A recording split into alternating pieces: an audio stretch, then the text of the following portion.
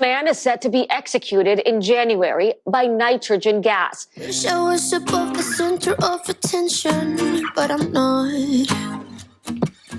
I wish I didn't have to give in to... The state would become the first in the country to attempt a scheduled execution this way, as the U.S. grapples with a shortage of lethal injection drugs. Howdy, everybody. RJ Smith here, and this is Crazy News Reacts. Sorry I haven't been here last couple days. Had a little emergency in the family, but I'm back now. And I want to discuss this recent ruling by the Alabama Supreme Court, giving the state permission to carry out an execution with nitrogen gas. Yep, can't make it up. Here we go. This man, Kenneth Smith, has been in prison for decades for a 1988 murder. And here's the thing. He already survived a botched execution attempt last year. Yeah, that's crazy, right? So this guy basically had an execution where they tried to kill him with lethal injection.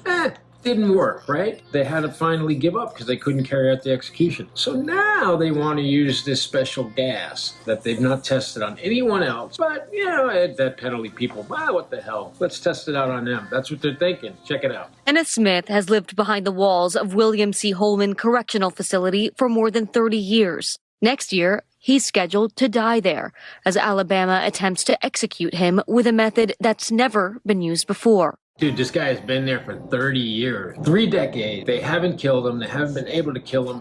This is just absolutely incredible. And it's kind of like double jeopardy. I mean, they put these drugs in his veins. They didn't work. And because they didn't work, they're putting him to death again. Let's keep going. The fact that they've got me lined up to be the first with gas is really terrifying. It's called nitrogen hypoxia, meaning Smith would breathe nitrogen until he dies. I love how they all don't add in there that he will suffocate, because that's how he's going to die. Without oxygen, the brain will stop working, everything else will stop working. We think. They don't know because they've never tested it. Scary way to go, you know? I mean, you just don't know what the results are going to be, and that just adds to the cruel and unusual punishment, I believe. Just my opinion, folks. The date is set January 25th. But the details surrounding the method are shrouded in mystery. The only information revealed in a heavily redacted protocol issued by the state. A secret protocol that nobody can know about, and the document explaining what it is heavily redacted? For what? If this death penalty is legit, if the drugs will cause a death, and there's no problems, why redact a document? Very strange. Medical and legal experts calling that protocol into question. What is not at all clear is how exactly, the Alabama Department of Corrections intends to deliver this pure nitrogen. If the nitrogen is mixed with any amount of oxygen, any amount of air, then it will take longer for the nitrogen to cause death, or it may never cause death. And when we're talking about the Department of Corrections, I don't care whether it's Texas, Oklahoma, Mississippi, Alabama, Florida. These are COs who are involved with this whole process. We're talking about troglodytes. What are the chances they aren't going to attach a face mask properly? Pretty freaking good. After the execution was over with, I was still strapped to the gurney. He tells me that, if you got to go, lethal injections for life. He said it's painless. I mean, I wish I'd been in my right mind so I could have told him, did this look painless to you? Point made for me. A correctional officer, I like to call them guards, in the execution chamber is telling an inmate on the gurney that just let go, will not hurt at all, and everything's fine. And then they botched the freaking execution. Court filings from the Alabama Department of Corrections show the state plans to use a mask with a 5-point strapping system to deliver the nitrogen to Smith. It has to be perfectly airtight. Medical experts for Smith's legal team argue in court filings if the mask doesn't fit, the execution could fail again, leaving Smith in a permanent vegetative state. And the doctors made my point again. You're going to just try something that is not proven, and it's going to cause coma, all kinds of problems, except death. And yeah, it's just fine with them. They're willing to try it because it's not their ass strapped to that gurney. Also a concern, the safety of others, including correctional officers in the room. Oklahoma and Mississippi have also legalized execution by nitrogen, but have yet to try it, which means the method could be adopted by other states if Alabama is successful in executing Smith. This kind of reminds me of dodgeball, right?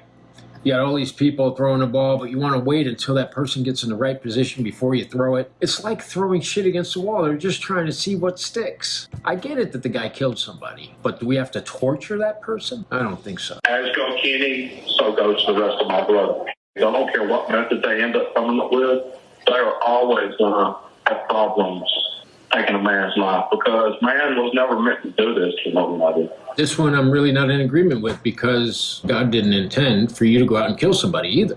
So, too bad on both sides. We're just arguing procedure. There are 168 inmates on Alabama's death row. The last person executed, Nathaniel Woods, back in 2020. That was done using lethal injection.